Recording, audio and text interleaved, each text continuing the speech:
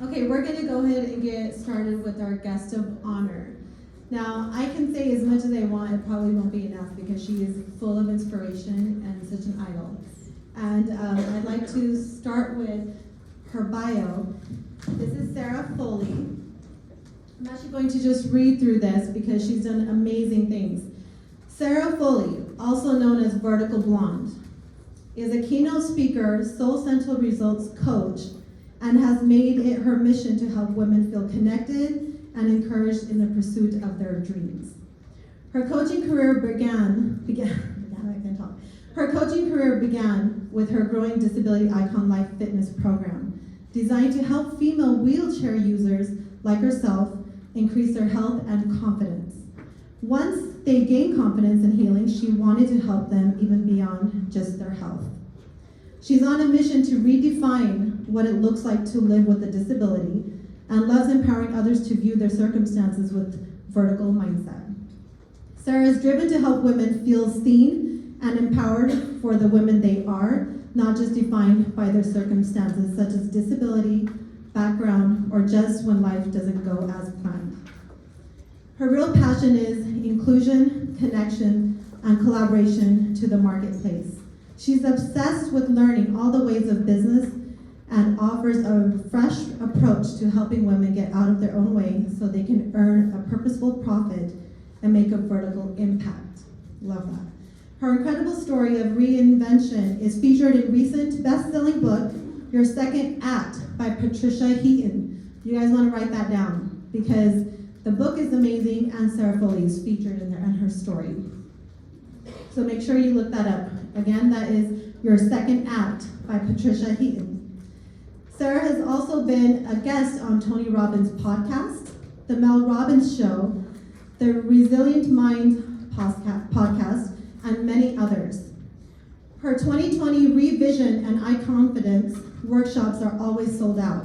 Be sure to check out the new Vertical Icon Collective, which is focused on bringing women-owned businesses together to elevate the collective impact. You can find her on Instagram, and her website is verticalblonde.com. And on Instagram, it's @verticalblonde. So make sure you look up on Instagram and follow her. Make sure you reach out to her. If you don't know her, you want to get to know her. She is an inspiration and she is an amazing woman. So we are so happy and so honored that you are here today speaking with all of us. Woo! Thank you so much. Okay, microphone's on. All right, I got some boys with me on stage. As I do, everyone please get out of your seats and dance with me a little bit. There we go. Yeah. How you make an entrance, right? Come on! Dance with me. Come on! I gotta see you moving, right? Not speaking. Come on! Dance with me. You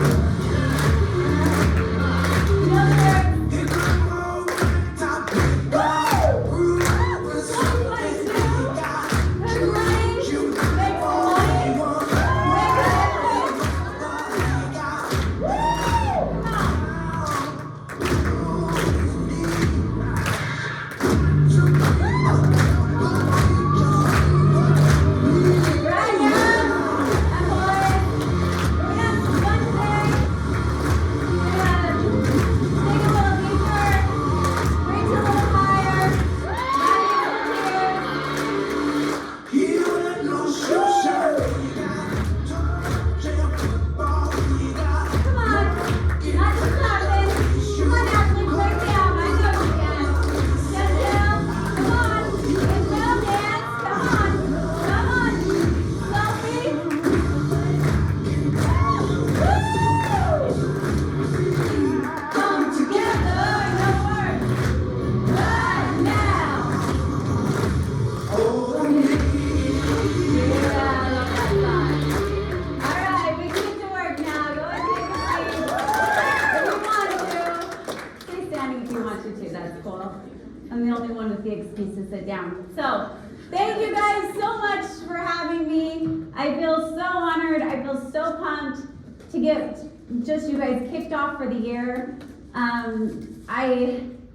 So much gratitude is running through me right now. This is also my first talk of 2022, so thank you for that.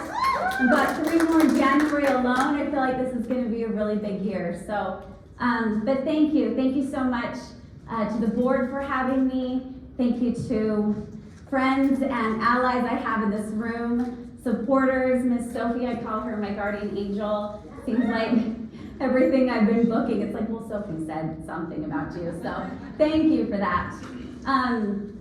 So today, I'm going to be sharing some stories that I've never told before, and I'm a firm believer that you don't share a story when it's still an open wound.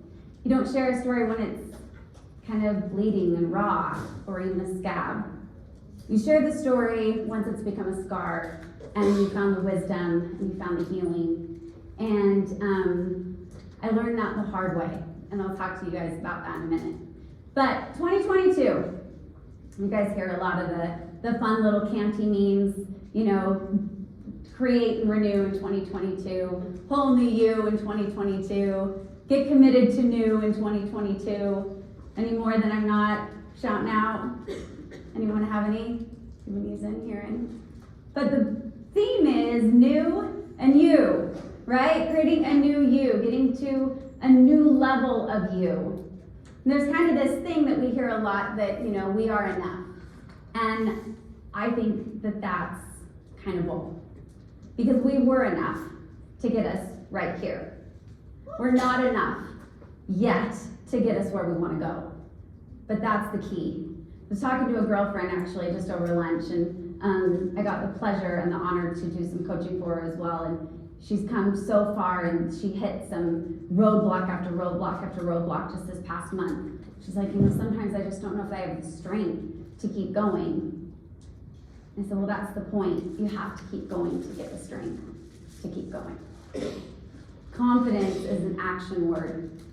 You gain confidence by doing the action, by doing the work, by making the progress, by making the changes, by showing up differently. That's how confidence is built.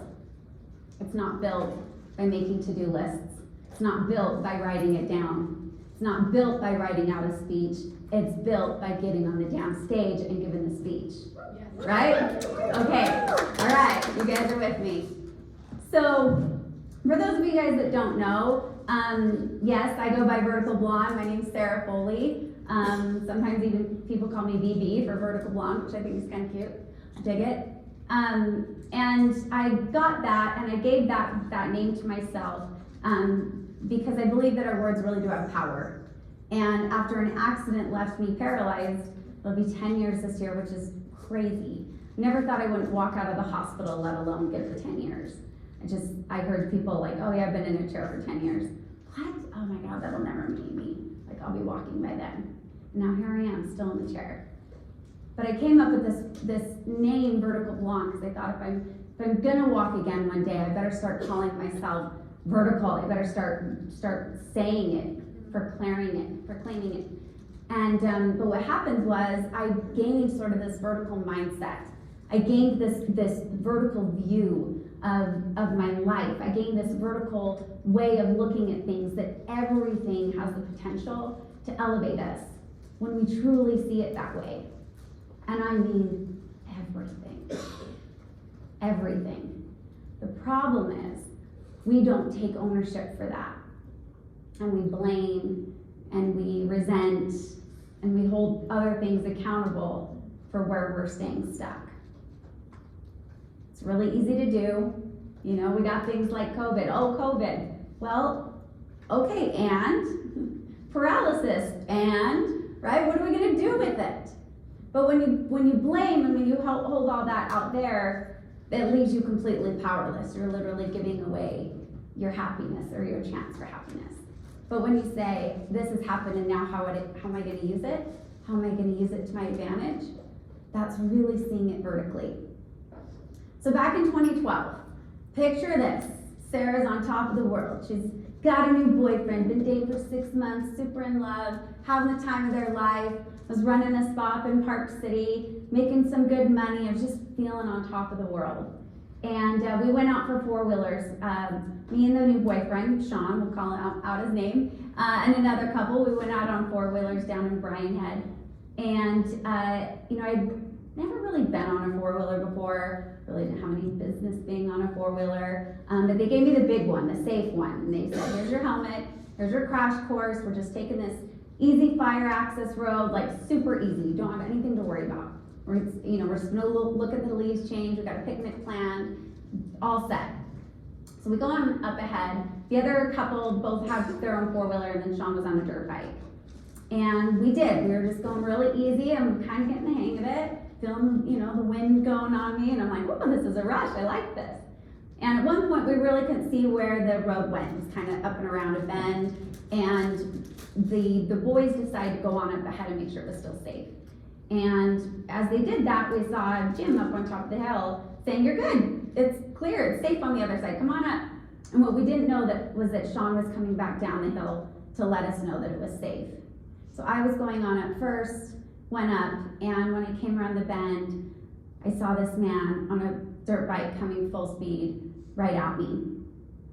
Now my inexperienced brain said, get off the course, like just get out of the way, get off the trail, just get out of the way. And as I did so, and it's so true, it really does happen in slow motion. Like as your life is like in peril, everything just slows down. And as I close my eyes now, I can even still picture it, hear it, see it, I can even smell it. And as I did so, I turned the wheel, but I looked back. And I could see that Sean had thrown himself so far against the hill that if I would have just gone straight, I would have been fine. But I didn't, and I jerked the wheels, and my front wheel hit the ditch that I did not see, and I just started flipping. And I just remember seeing like brown sky, and I was holding on for dear life, and I think instinctually I thought I was breaking it, but I was gunning it. And just that flipping and the crunching, and everything was silent. I felt like I was screaming, but it was just this massive amount of just crunch.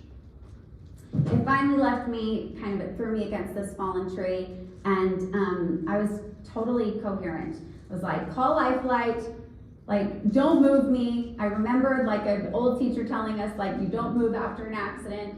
And I could see how far now I had flipped by how far it was taking and how long it was taking Sean to get there. And his face was just like in peril. And I thought for sure I was bloody beyond recognition. And he got there and he said, like, your face, your body is fine, but like I don't know about inside your body. And right away I couldn't feel anything waist down. So as the rest of the story is pretty what you would expect. You go through the hospital, they try and get you as independent as possible. You go through rehab. I went to Las Vegas Hospital, and then I went to rehab in Colorado at Craig Hospital, where Superman went. It's supposed to be the best in the nation. And what they're really good at is getting you independent enough to go home. Like independent enough to know how to dress yourself again, to know how to go to the bathroom again, to know how to get around in a wheelchair, to just kind of get through life. But what they don't really talk about or go into any kind of detail about is your emotions and really staying connected with the parts of your body that you can't feel. Still seeing your body as whole and complete. And they give you like 3 visits with a therapist to kind of go through emotions. One of them, he didn't even show up. The other one he was late for. It was like I got 1.5 of these. And you just, the mindset and the mental state that you're in, and your whole life falls apart, and everything is upside down, and nothing is as it seems. And while you're in the hospital, you're like everybody's biggest fan. They like keep a calendar, make sure you're never alone. It's like a revolving door. There's always presents. There's always good food from friends. And then you go home, and everyone goes back to normal life. You're like, well, now what? Well, now what? So this is the part of the story that I talk about that, and then I go through my own healing. And then I don't talk again about what happened with Sean and I, because frankly, it was still a wound. a really big wound. But there's some things that are now scars, that the wisdom is so rich that I'm excited to finally talk about that side of it. We did stay together. We ended up getting married, and we ended up having a little baby boy. Yes, the body still works the same way. You still make them the same way, you still have them the same way. So, everything still works. And what's really cool is that my body's like a natural epidural. So I literally woke up in the middle of the night, I was like, oh, my body feels kind of tight. Water's broken, rushed to the hospital, and she's like, oh my God, I just touched his hair. Like, we gotta get this baby out of there. So, super easy, don't feel a thing. Baby slips right out, it's so easy. So, highly recommend. So the baby part is awesome. But there was a lot of stuff going on with Sean and I. There was this like, you couldn't quite put your finger on it, but I'll just say this, that there was a lot of entitlement from me to him, of like, well, you put me in this chair, yeah, I'll let you take care of that, I'll let you do that for me, I'll let you do that for me. But then on the other hand, I'm like reaching for every little bit of independence that I can, right? And really trying to like get my body moving again, and I'm trying to transfer by myself and do all these things. So it was this really weird of like, well, do you want me to help or do you not want me to help? And the big part of it was that I really hadn't done any emotional healing towards what had happened. And I was still very much in resistance that it had even taken place, and angry about it, and resentful and bitter. That like, okay, I can still put on a happy face, I can still try and manifest great things, but I really haven't accepted the fact that this has happened.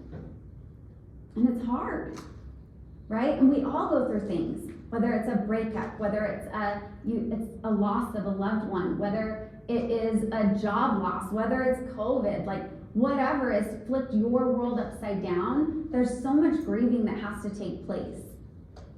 And so as we're here at the beginning of 2022, and everyone's talking about resolutions, I want us to talk about a word called resolve.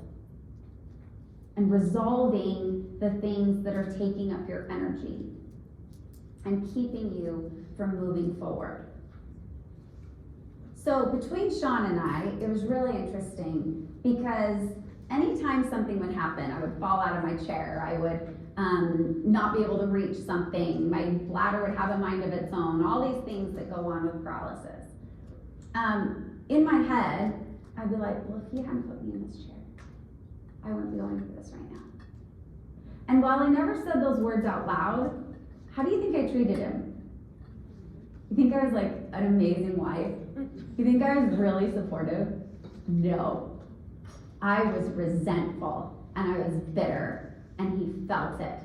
And while we put on the face, there's one thing Sean and I kind of do really well, we can put on the face really well, but inside, it wasn't pretty, and it was bitter, and it was frankly pretty ugly. And resolving that was really important. And so I sort of embarked on this like healing of it and this idea of forgiveness. And one thing that happened is that I follow Mel Robbins a lot. You guys know who Mel Robbins is? She's fabulous, right? And she's very tell it like it is. And she was asking for topics for her new show. So I wrote in and I thought, well, this is great. She's gonna help me learn how to forgive my husband, learn how to forgive what had happened. And they bought it. They flew me out to New York. Me and my mom went out to New York to be on the Mel Robbins show. Now this is where it's really important that you don't talk about your scabs while they're still old and bloody on public national television. I'm gonna tell you right now, because this became a scab of my own. So I go on to the Mel Robbins show and I am pumped, and my mom comes along, and Sean, I'm like, Sean, they want you to come. He's like, you're out of your damn mind. Are you kidding me? Like, this is my biggest nightmare, putting our stuff on public national television. I was like, yeah, but it's Mel Robbins. Like, this is really cool. Like, this is really big.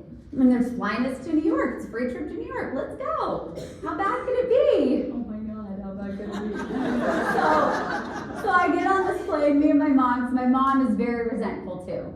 And she loves Sean, but she also, anytime something goes wrong, says, well, if you hadn't put her in this chair. Oh yeah, the mother-in-law having that kind of feeling. So we get on this plane and we head out to New York. And we get to the show, and I'm really excited. And beforehand, they do like a green screen room, and you kind of talk about it, and you give kind of an overview of what has happened and where you are and why you're on the show and what you were asking Mel Robbins for and to help you with. So they do this, and then the day of the show, we come on out and they play what I've done, and they've mocked it up with like someone else's ATV accident, and this guy like goes flying down the mountain. I'm like, that is not me. Like, what the heck? So right away, I'm like, I don't know if this is really a good idea anymore. Like, this might be a little too late though. We're literally on the show, and Mel Robbins like, how's it going? And I'm like, I don't know right now how I am. So she starts asking questions, and immediately, like when Mel Robbins looks at you and she says, how are you doing? And you start to word vomit all over your husband on national television of like, he's not doing anything. He's not doing therapy. He won't go to therapy. He won't talk to me. And I go on and on and on. And she kind of just looks at me like, okay, like I think we got our work cut out for us here. And so I go through all of this, and everything I'm saying is what he's done wrong. It's all him. I'm doing everything perfect. I'm doing everything right. I started therapy. I'm here on the show. I'm doing all the things. And she looks at me and she says, you're still in the ditch. You're still in that ditch. You haven't resolved anything. And you're putting all of this on him. And if you think back around to the story, Sean did everything he could to keep me safe. Everything. He gave me the safer and bigger and more sturdy of the machines. He gave me the crash course. He kept me on the safe thing. He went on up ahead to make sure it was safe, and he was coming back down to make sure I was safe and to lead me up. He did everything he could to keep me safe. Nothing was on purpose to hurt me or to put me in this chair. He didn't put me anywhere. I got on a machine that I didn't know how to use. That's on me. I didn't know how to use it. I made a decision to get off the trail. I made decisions. And I think so often it's so easy to say our story over and over. And I mean, I whatever the word is, I've said this story over and over and over again to the point where I got really attached to it. I got super, super attached to my story. In fact, I've said it on numerous podcasts, and I say it over and over, and I always know where the gasps are, and I always know where the tears are, I always know where it is, like, all the way through. In fact, to the point, one time I was saying it on a podcast, and the guy, he was probing me for answers of like, well, how did you feel? And I was like, well, I'll get to that in a minute. Let me tell you the story. Like, I was so attached to sort of my war story. And I think we get attached to that sometimes. And we get attached to what we're blaming and what we're accusing and why it's someone else's fault and why this and why that. But what if we took like radical ownership for how we felt and what we did with what has happened to us? There's a fabulous book I recommend all of you reading after you read your second act. It is called As a Man Thinketh. And it was written in like 1902. You'll finish it in an hour. It's like $2 on Amazon. It's so good. It's written very poetic. It's very popular in sort of the personal development. It's great on mindset.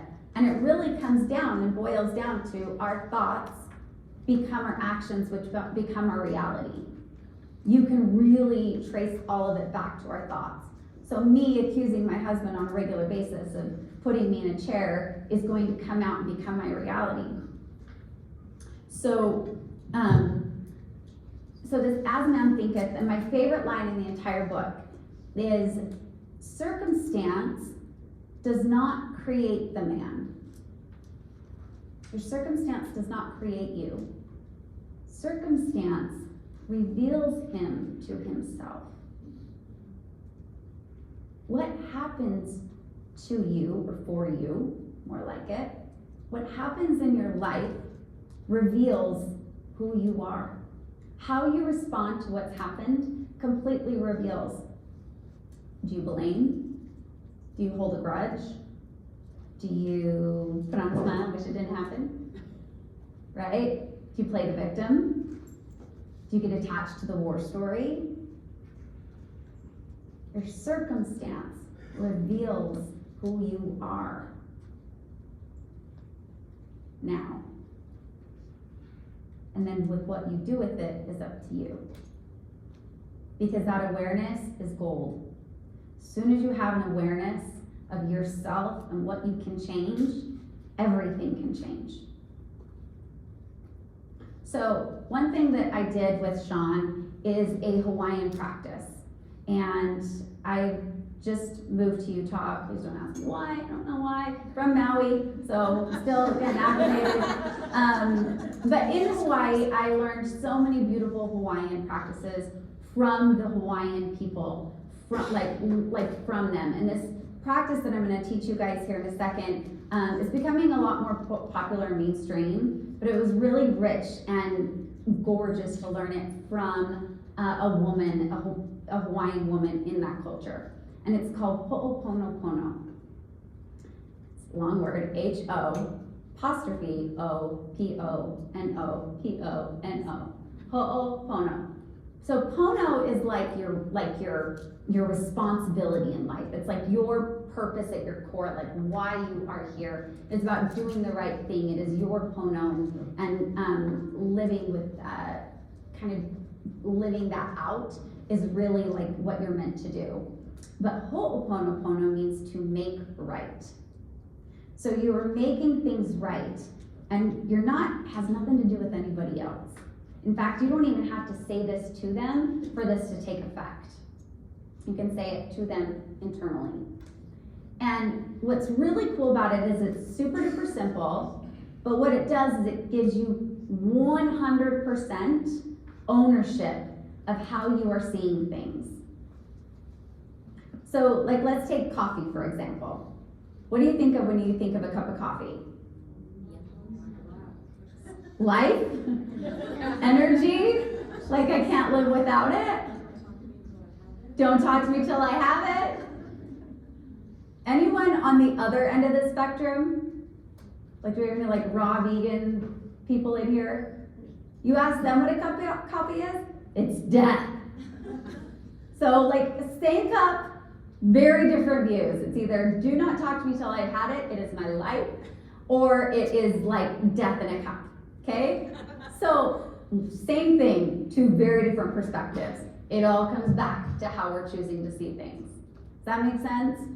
So when we change the way we see things, the things we see change. Best line ever. Best line ever.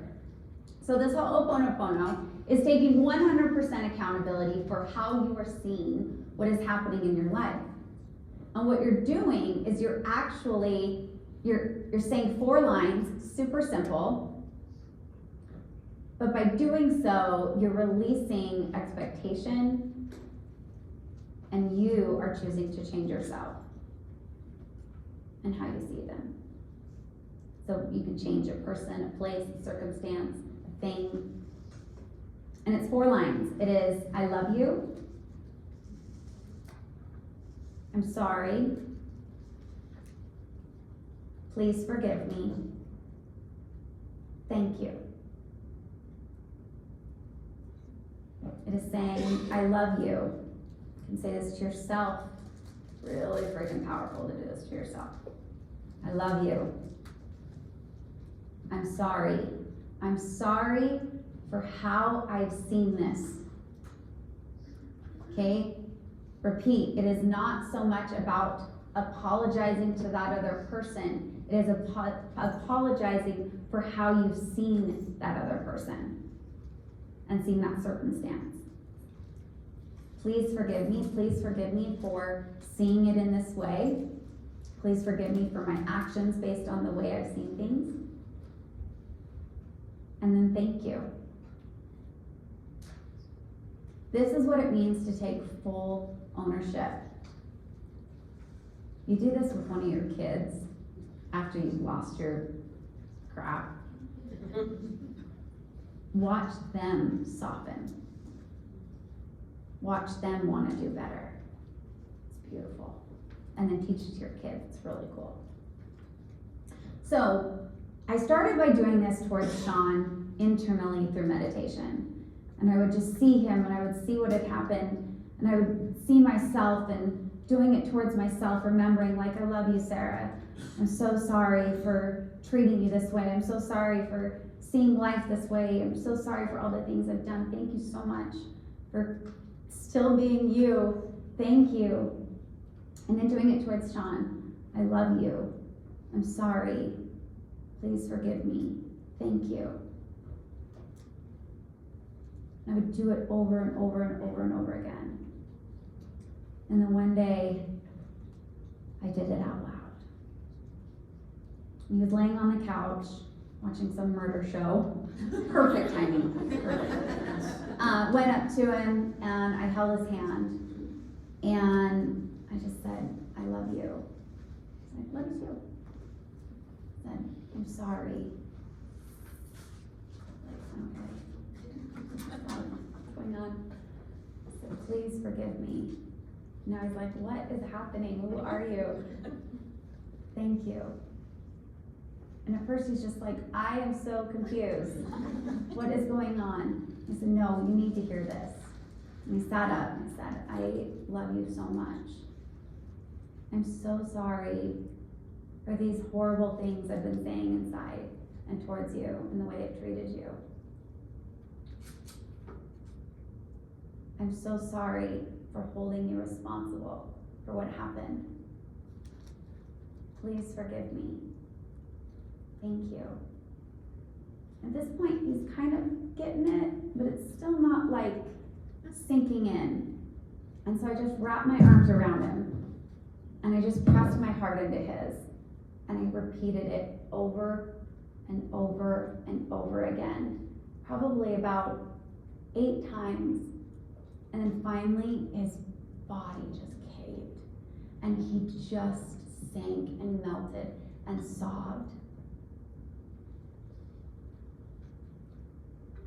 And he pulled away, and he says, you have no idea how much I needed to hear that. I've been holding myself responsible all this time. I needed that so much.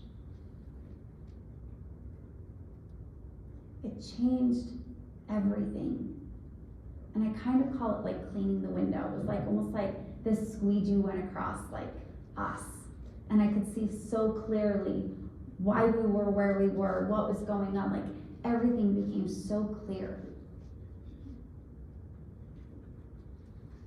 And we were able to see how much of our relationship we did purely out of obligation.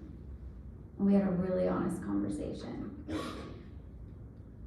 Because if you remember, we were together for 6 months, 6 months when I got injured. You don't know if you want to spend the rest of your life with someone. And now all of a sudden he was seeing like all this crap I was going through medically. He was there by my side. But imagine me thinking, I could never leave this guy. He stayed with me through that. Like, oh my gosh. And then he's thinking, I could never leave this girl. I couldn't be that guy. But we lacked a connection. We lacked something really real that you build a relationship on. It's not to say that we haven't gone through hell and back together, but we realized how much we did out of obligation. And I think that doing things out of obligation is a surefire way to get you into something that you really shouldn't be doing in the first place. And we do a lot out of obligation, right? Like I see so many head nods right now. It's like, yes, all the time. I feel like people pleasing. I feel like keeping things together. So I don't do it, no one will. Like all those things. So in 2022, I want you to focus on quitting. Quit. Quit the things that do not fill you up. Quit the things that are taking your energy that you feel obligated to do, that aren't really what you should be doing.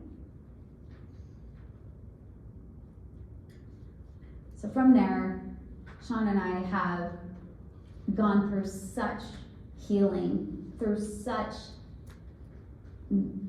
just incredible growth and incredible awareness, incredible honesty, and incredible love.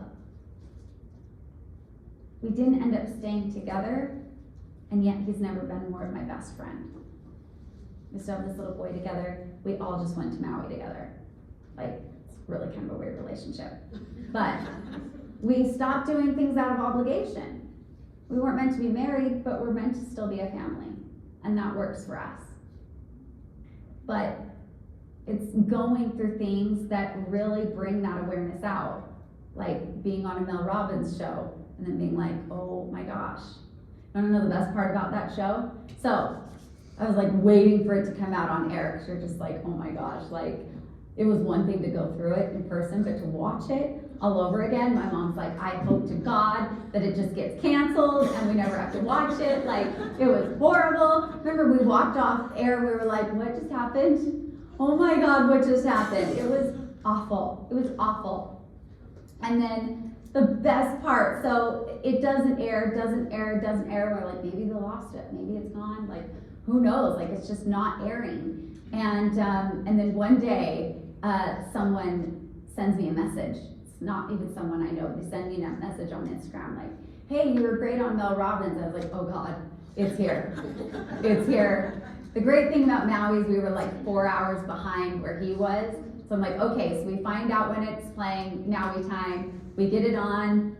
We're watching, the first segment goes on, and I'm like, oh God, it's coming. My hands are like sweating. I'm like, oh my God, this is gonna be so hard to watch. And they announced Sarah Foley, and the camera pans, and all of a sudden, breaking news, a virus takes over the world. Swear to God, the breaking news of coronavirus. Save me! Not there! So I've still not seen the segment. I don't care if I ever do. But I'm so glad that I learned what I did. I gained such a valuable experience from it. And I was able to really sink in of like, okay, you don't share it if it's a scab, you share it when you've got the wisdom, you share it when you've healed. That is just, I think it's so powerful, especially with social media right now. Like, we share a lot that maybe should just be kept behind closed doors. So, yeah, keep it when it's a scab and you've got some wisdom to share with it. So I want to take you guys through a little like physical exercise, because as I said, talking about energy, right? When you are spending all of this energy, when I'm spending all this energy hating my husband, I don't have the energy to go out and be the best me I can be. I don't have the energy to grow my business if I'm at home wallowing over how bad someone's been treating me. So I think this is really useful, especially for really driven people like you. So when we talk about our vitality, when I coach, I talk about having a vertical life. So you've got your vitality, you've got your enterprise, which is like your purpose, mission, and business all wrapped into one, your relationships, and then your true self. And by doing that, by having all of these, that you really have kind of this roadmap of where you're starting and where you want to go, you can create this really beautiful life. But all of them really have to be dialed in because they all feed into one another. You have to have the energy. Everything begins and ends with your energy, right? We come into life with energy, and as soon as all of our energy is gone, we're gone. And that goes for your business. That goes for your relationship. Like if you're running on fumes, take a beat and be like, is this something I even want to refill on? And if it's not, let it go. Quit. It's okay. I think as we're successful people, the last thing we think we should do is quit, like it's a failure. But I think a worse failure is continuing to do something that is bleeding you dry, sucking the life out of you. So you have to have that energy. But all starts with your body and how you feel. That is so important. This year, like make that a priority to feel good every day. And then your enterprise, having a purposeful profit, right? Making sure that you feel like you're doing some good in the world, that you're making a vertical impact. But you can't do that if you don't have the energy. If you do not feel purposeful, guess what? Your relationships are gonna suck. So get purposeful, find purpose in your life and within you so that your relationships can get the best parts of you. And then your true self. We always put it last. Don't put it last anymore, okay? Like, put yourself first. Really get into the heart and soul and mind of who you are and who you want to be. And a big part of that is honestly peeling off the crap that is not serving you anymore. That's just been passed down from generation to generation. It stops here, okay? So, with your vitality, this is a really easy way to do this. So sit up straight in your chair. And I'm gonna have you guys close your eyes for a second. Pull those shoulders back. Let the girls out. There it is. Okay, sit up nice and straight. And you can put one hand kind of up on your chest like your heart, and the other one is on your na'au. Your na'au in Hawaiian is like your inner knowing, and it's your solar plexus, right underneath kind of your rib cage. And this is a great way to kind of get in touch with your breath and your heart, your feelings, as well as, kind of say your gut is like that deep inner knowing. So it's when your logic and your mind can get out of the way, you can actually just listen to yourself. I'm going to shut up here in a second, but what I want you to do is I want you to do a scan of how you're feeling right now, how you're feeling emotionally, physically, what's going through you. Are you feeling pain? Are you feeling excitement? Are you hungry? Are you bored? Are you vitalized? Like, how are you feeling right now? And does your ankle hurt? Like, seriously, do like a full head to toe scan. So I'm going to give you a beat here.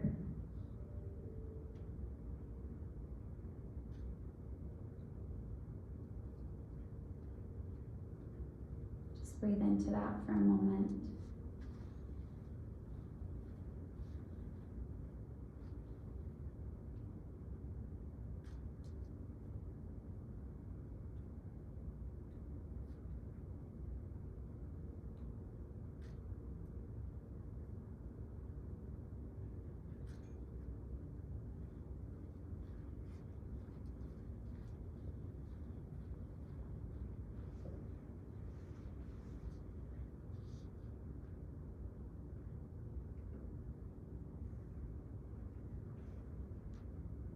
And as you're ready,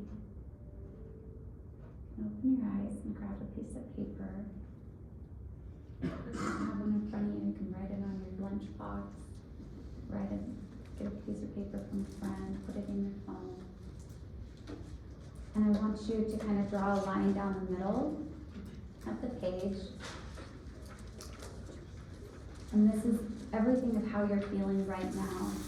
Everything on the left side of the page is what you felt that you don't want to feel, right? If you were feeling anxious, if you were feeling pain, everything that like would be an undesirable feeling for you.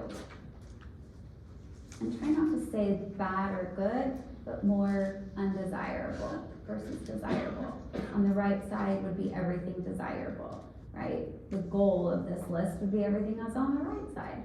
So kind of do your scan. If you need to check back in, you can do that.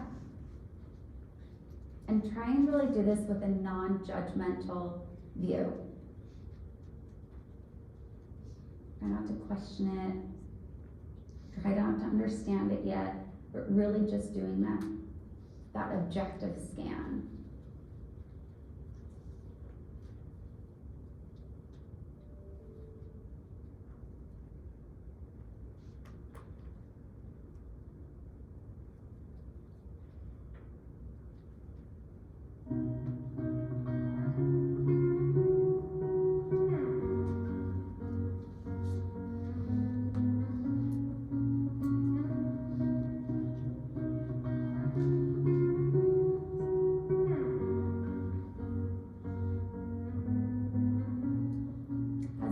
Up this list, below it, still with kind of the line in the middle, write based on what you're feeling, what you feel is the cause.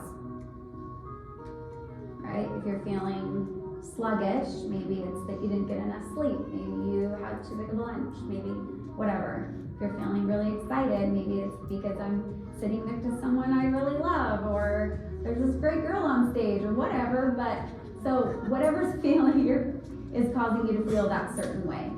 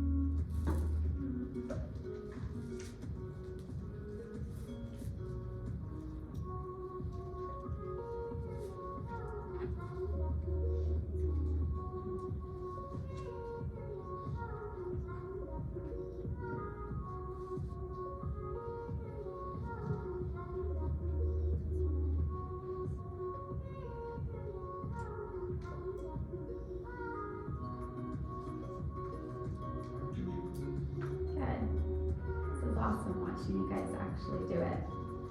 It's one thing to hear it, it's another thing to actually do the work. Kind of a theme for 2022.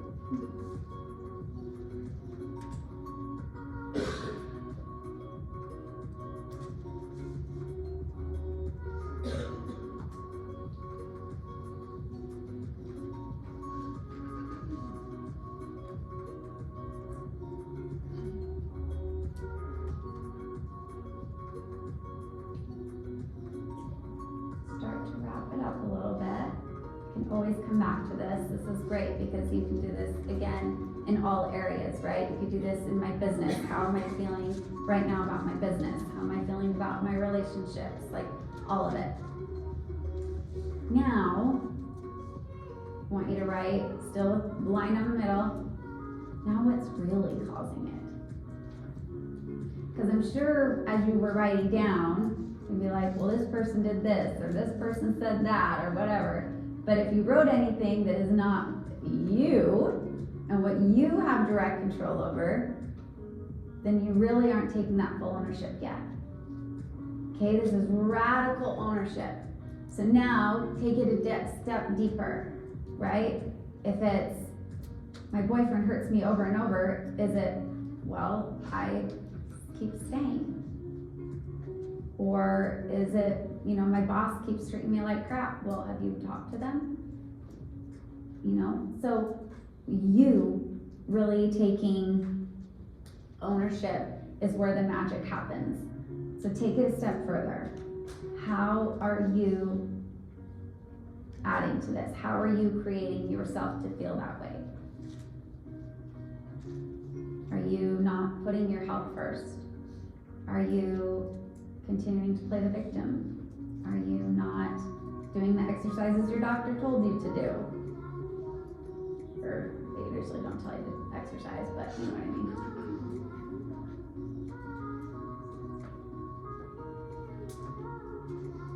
Because when you do this step, this is actually when you can change it.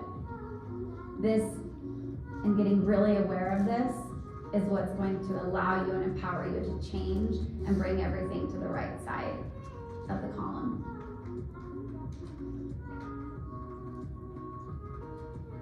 So what is your role? And your role and your fault are kind of different, right? That's why I like to do this really objective and with non-judgment. It's not about you beating yourself up over it. It's saying, no, this is how I added to it, and this is now how I can change it.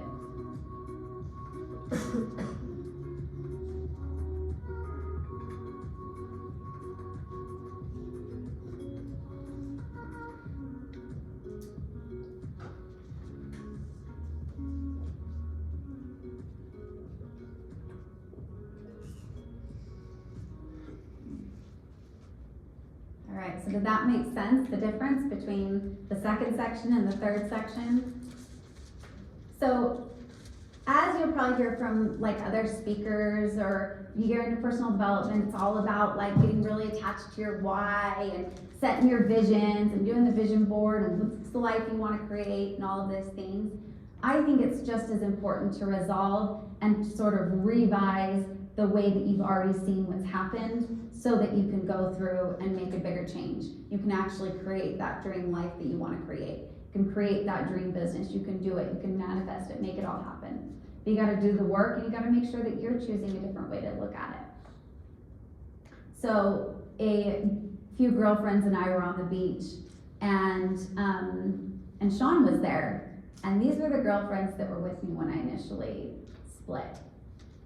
And we're friends now, but we also went through a split. And there's a period where like you just naturally are gonna go through that anguish and turmoil and ugh. So they saw all of that and they were like, how is he at the beach right now? Like, we're waiting for a fight, like what's happening? Because we have not seen you since you sort of made all these changes.